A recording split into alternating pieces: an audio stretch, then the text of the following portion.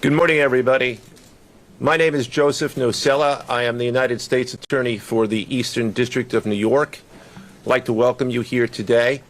In addition, we have with us today FBI Director Kash Patel, FBI Assistant Director in Charge Christopher Rea of the New York Field Office, Special Agent in Charge of the New York Field Office Leslie Bakshi's, New York Special Agent in Charge of Homeland Security Ricky Patel, Newark Special Agent in Charge of Homeland Security Michael McCarty, Police Commissioner Jessica Tisch, Chief of Detectives Joseph Kenny, and the Executive Director of the Waterfront Commission, Phoebe Sorrell.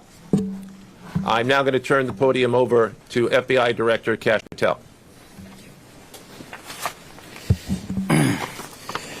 Good morning. Today we are here in New York to announce a historic arrest across a wide-sweeping criminal enterprise that envelops both the NBA and La Cosa Nostra. The men and women up here standing with me represent a small portion of the leadership team that brought profound justice in an era that needed it more than any. I'll just highlight some of the details in the case and the FBI work, and then you'll hear from the others. But as you now know, individuals such as Chauncey Billups, Damon Jones, and Terry Rozier were taken into custody today, former, current NBA players and coaches. What you don't know is that this is an illegal gambling operation and sports rigging operation that spanned the course of years. The FBI led a coordinated takedown across 11 states to arrest over 30 individuals today responsible for this case, which is very much ongoing.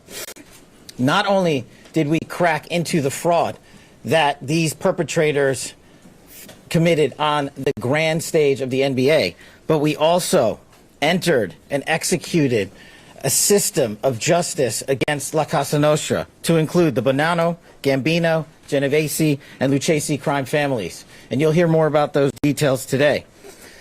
The charges and the arrests that were taken down across this country range from wire fraud, money laundering, extortion, robbery, illegal gambling.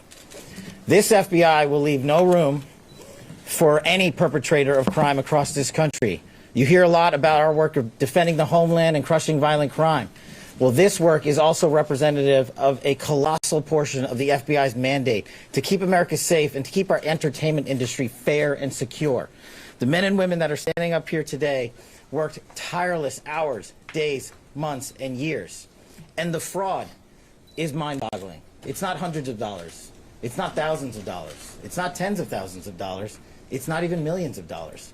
We're talking about tens of millions of dollars in fraud and theft and robbery across a multi-year investigation. And we could not have done it without our interagency partners that are before us today.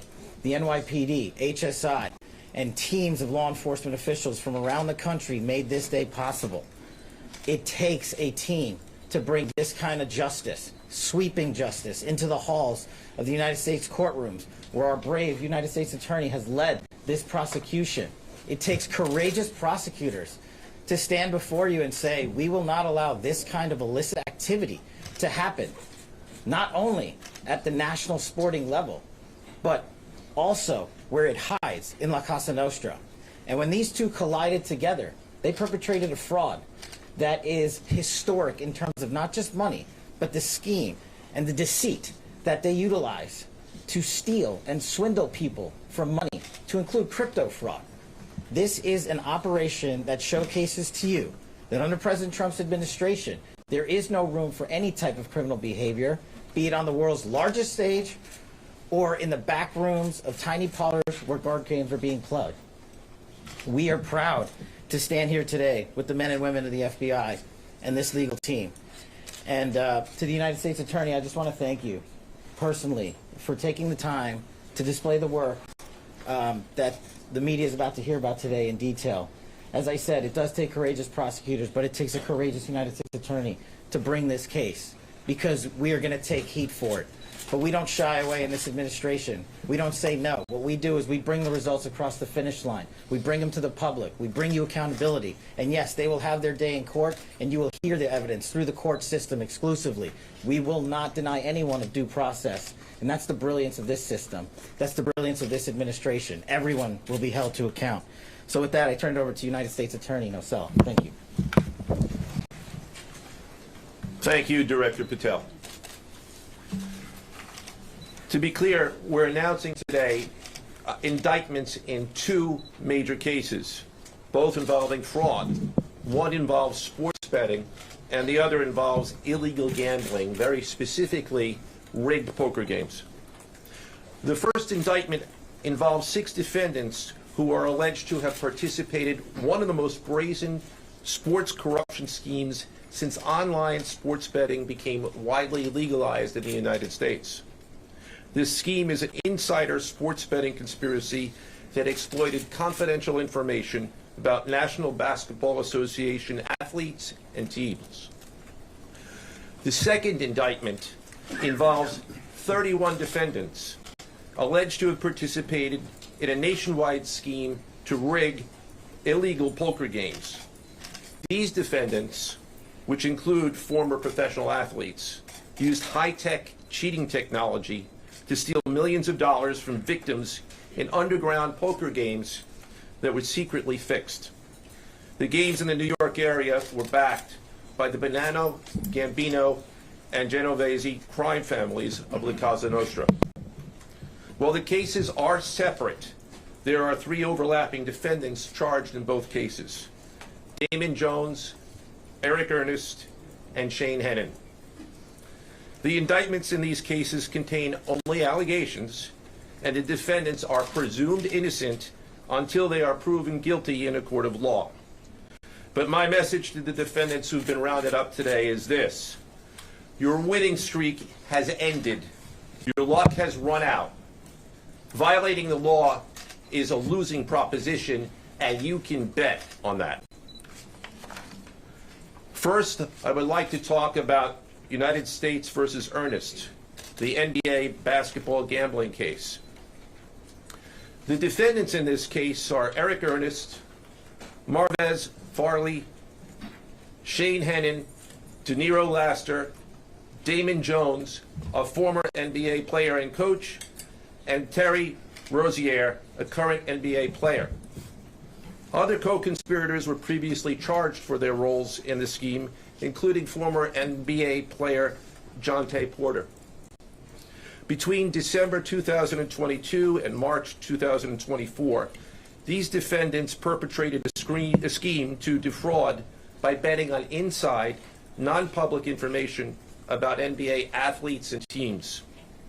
The non-public information included when specific players would be sitting out future games, or when they would pull themselves out early for purported injuries or illnesses. They relied on corrupt individuals, including Jones and Rozier.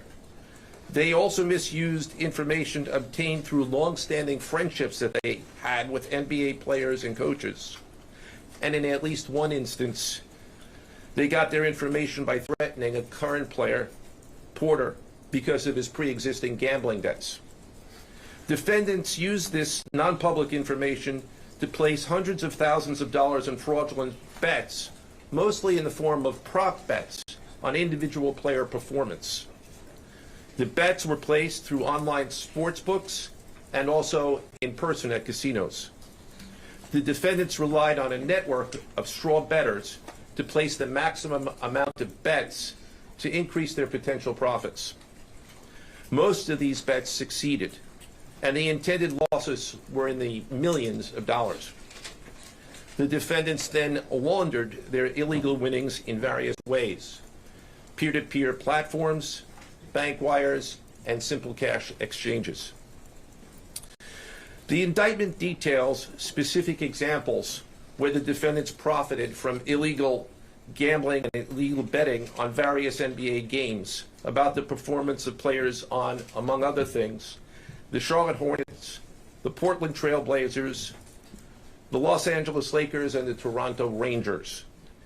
Each defendant in the NBA basketball gambling case has been charged with conspiracy to commit wire fraud and conspiracy to commit money laundering. Now, I would like to turn to the other case, United States versus Aiello, the rigged poker game case.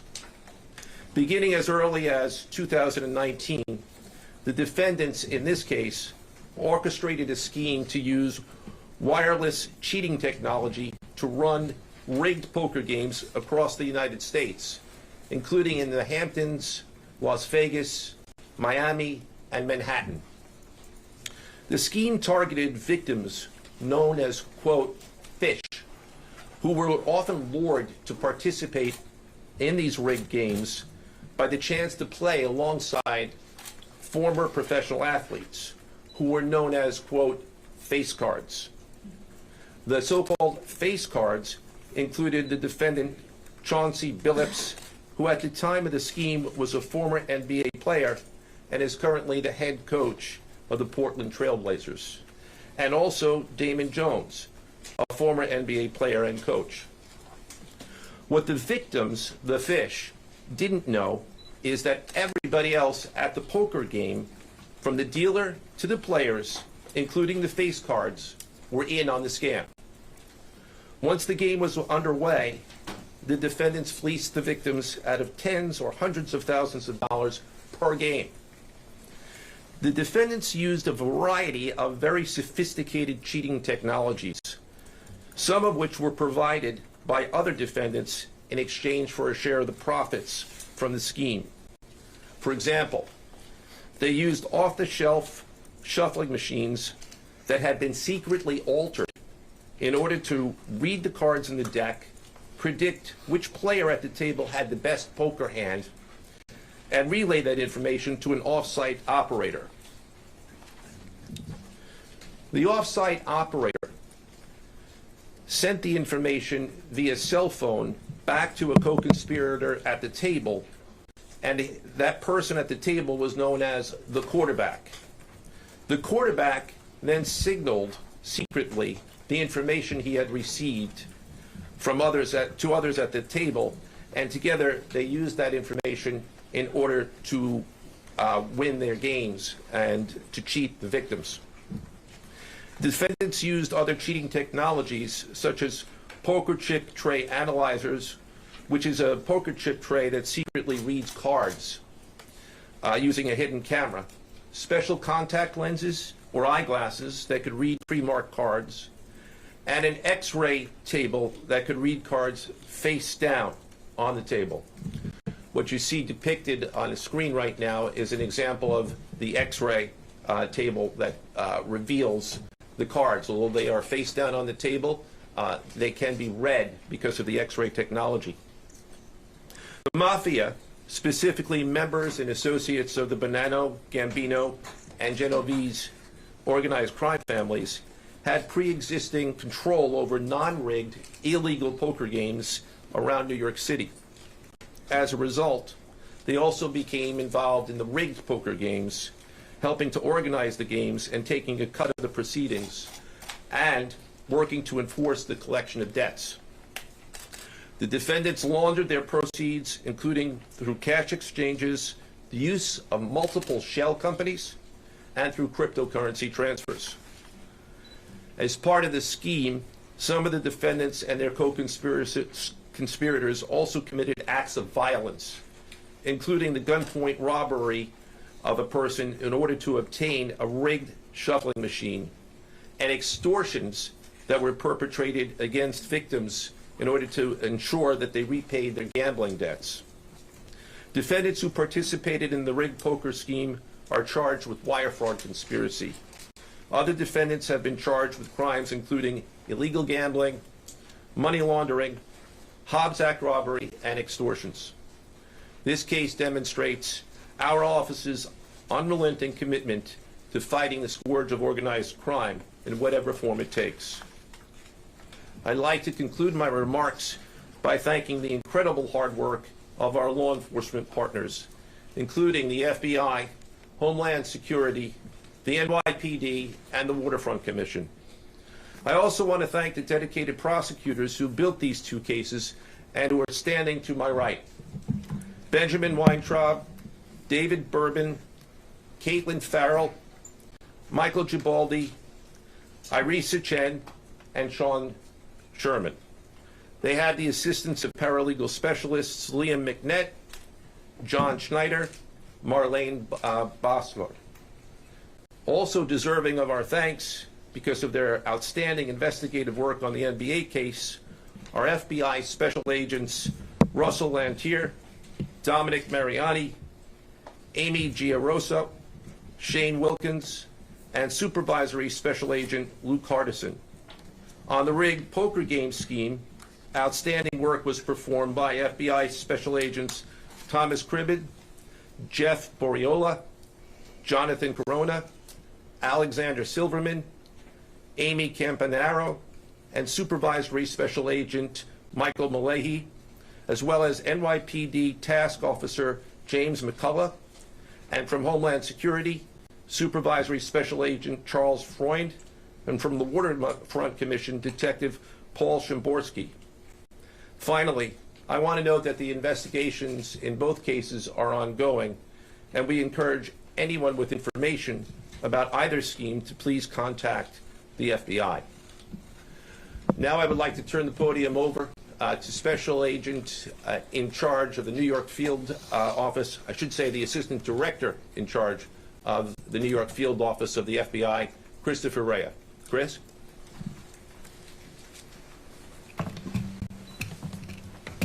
All right, thank you, Joe. As always, we appreciate the partners here.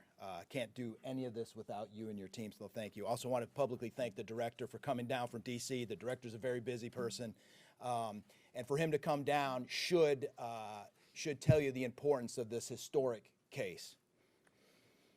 I'm Christopher Rea, the Assistant Director in charge of the FBI New York Field Office. Today, as you've heard, our office conducted a massive nationwide takedown from 2 indictments of 34 defendants for their alleged involvement in 2 separate illegal poker and sports betting schemes where, as you heard, the odds were rigged in their favor. Among these defendants are 13 members and associates of the Bonanno, Gambino, and Genovese crime families, to include capos and soldiers from these families.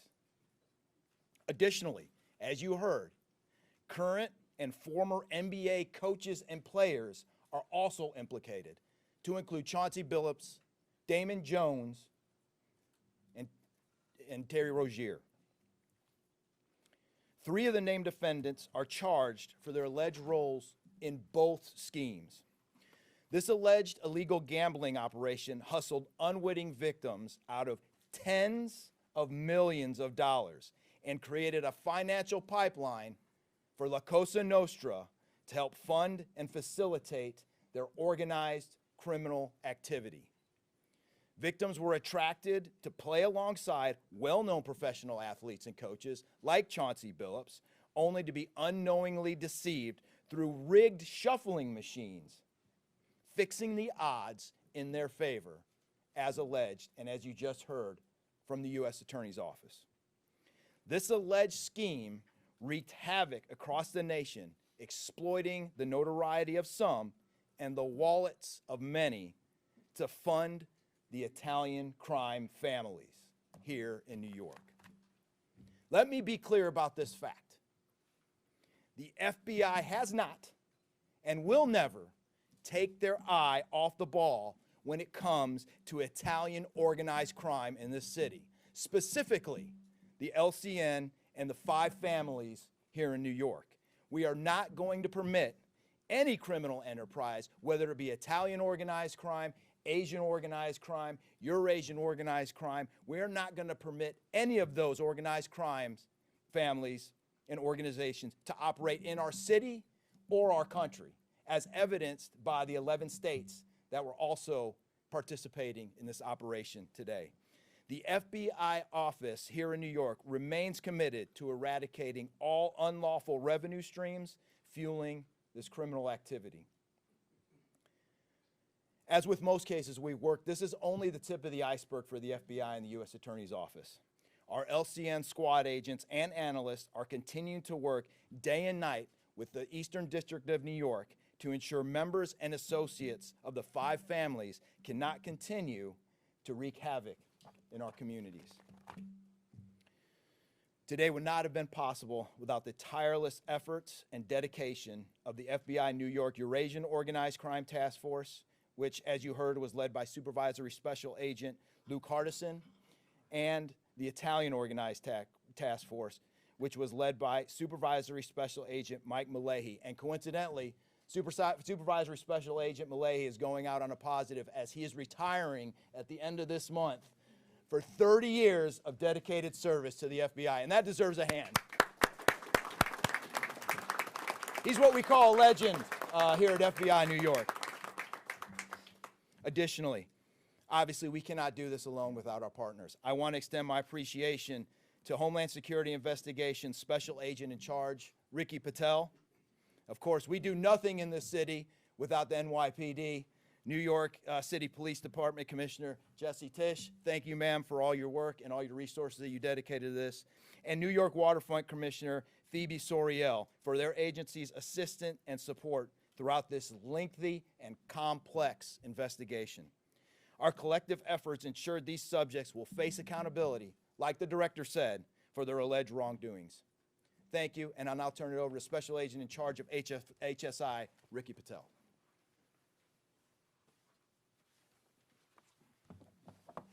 Thanks, Chris.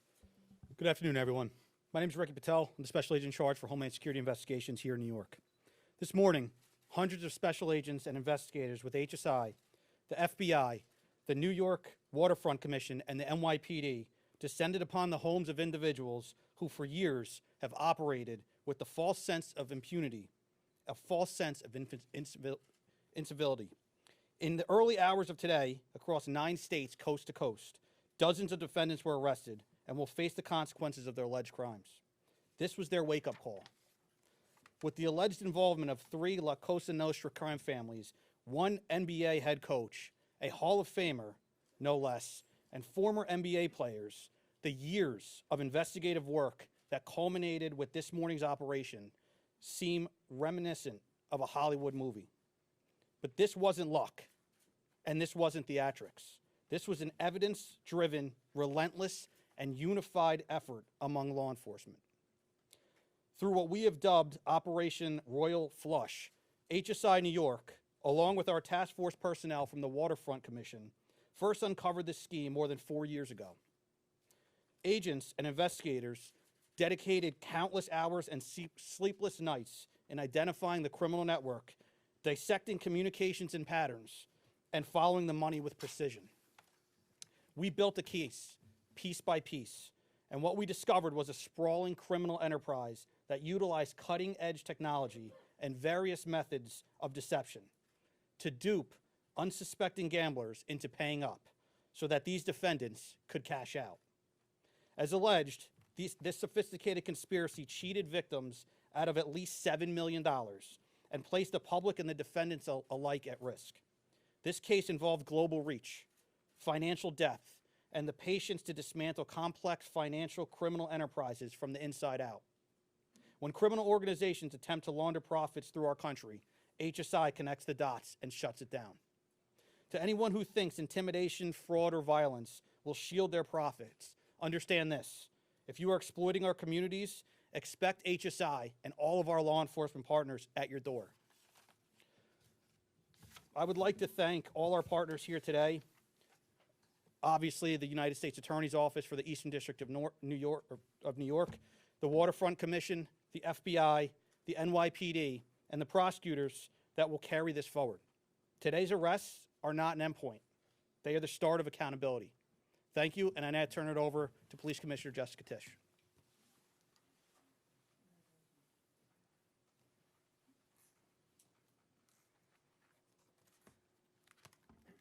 Good morning. Thank you to Director Patel, Assistant Director Rea, and U.S. Attorney Nocella. What we're announcing today is not just another takedown. It's the result of more than 2 years of coordinated investigative work by the NYPD's Joint Organized Crime Task Force and the FBI. 2 cases that exposed criminal networks led by 34 individuals who believed the rules did not apply to them. They hid behind layers of complexity, behind money, and behind influence, believing those things would shield them from accountability. The first case, Operation Nothing But Bet, exposed a gambling ring built around professional basketball, where players and associates allegedly used inside information to manipulate prop bets on major sports betting platforms. They placed wagers on unders on players to score less, rebound less, assist less, using information that was not yet public. In some instances, players altered their performance or took themselves out of games to make sure that those bets paid out. One example occurred on March 23rd, 2023 in Charlotte. Terry Rozier, an NBA player now with the Miami Heat, but at the time playing for the Hornets, allegedly let others close to him know that he planned to leave the game early with a supposed injury. Using that information, members of the group placed more than $200,000 in wagers on his under statistics. Rozier exited the game after just 9 minutes, and those bets paid out, generating tens of thousands of dollars in profit. The proceeds were later delivered to his home, where the group counted their cash. As the NBA season tips off, his career is already benched, not for injury, but for integrity. As a result of this investigation, 6 defendants, including Rozier, are now facing conspiracy to commit bank and wire fraud. In a second case, Operation Zen Diagram, investigators uncovered a long-running scheme in which members and associates of several well-known organized crime families rigged high-stakes poker games across the country. These operatives included capos and multiple soldiers from the Bonanno, Gambino, Lucchese, and Genovese crime families. Bringing 4 of the 5 families together in a single indictment is extraordinarily rare. It reflects how deep and how far this investigation reached, and the skill and the persistence it took to get here. That work uncovered a deliberate, technologically sophisticated operation designed to carry out their crimes. They used custom shuffling machines that could read the order of cards, barcoded decks, and hidden cameras built into tables and light fixtures. The organizers also enlisted well-known public figures, former and current NBA players and coaches, including Chauncey Billups, the head coach of the Portland Trail Blazers, an NBA champion and a Hall of Famer, to make the games appear legitimate. Victims believed that they were sitting at a fair table. Instead, they were cheated out of millions. One victim in particular lost $1.8 million. In total, losses exceeded $7 million and continue to climb. And when people refused to pay, these defendants did what organized crime has always done. They used threats, they used intimidation, and they used violence. It's the same pattern that we have seen for decades: traditional mob enforcement methods combined with new technology to expand the reach of their operations. Now, with the unsealing of today's indictment, 34 individuals are facing charges, including robbery, extortion, money laundering, wire fraud, bank fraud, and illegal gambling. I want to commend the outstanding work of our detectives from the Joint Organized Crime Task Force and their dedication to these cases, especially Captain Ruben Pagan, Sergeant Chris McGuire, Detective Alexander Creamer, Detective James McCullough, and of course, our Chief of Detectives, Chief Kenny. As part of these investigations, our members recovered and reviewed thousands of hours of video, conducted extensive surveillance on illegal gambling locations across the city, and executed more than 24 search warrants on electronic records that revealed the true extent of this conspiracy.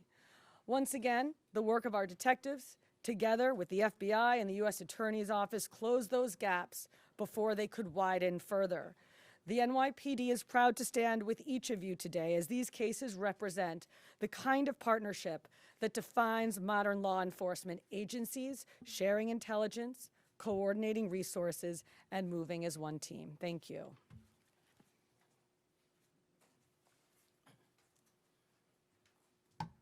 If anyone has any questions that they'd like to ask, now is the time. I had a question about the structure of the case. Is it the investigation into one case, did that lead into the discovery of the other? If you could talk more about the link between the two. I'm not at liberty to discuss either the background of the investigation itself or the investigation as it continues. So I'm afraid I can't really explain to you, other than the fact that both cases have been unsealed today and there was an overlap that has been discussed already with respect to certain of the defendants. Yes. Chauncey claimed that he had a gambling addiction. Did Rozier or Billups or Damon Jones claim the same thing at all? With respect to any allegations or defenses that have been made by any of the defendants, they will have their opportunity to present them in court. We're not here to air those at this time or to discuss them. Yes. You said the investigation is still ongoing. There seem to be several players referenced in the indictments, some that may have potentially passed on information. Is there the possibility of future arrests of NBA players in connection to the sports gambling operation specifically? As I said, I can't discuss ongoing investigations. The investigation is ongoing, which by definition means that there will be further evidence uncovered at a minimum, and there's always that possibility. But I can't comment any further with respect to that. Yes? Thank you. Director Patel, you had said in your comments, we're going to take heat for this case. Why do you say that, and what efforts might you take to counter that? It's not popular to go after some of the defendants that we went after today, but justice is served blindly. And how do we countermand that? Simple. The unsealing of these indictments today shows the force of the Department of Justice and our great Attorney General and the leadership that we have at the FBI and the team here to specifically mete out justice. And look, let's not, mince words. This is the insider trading saga for the NBA.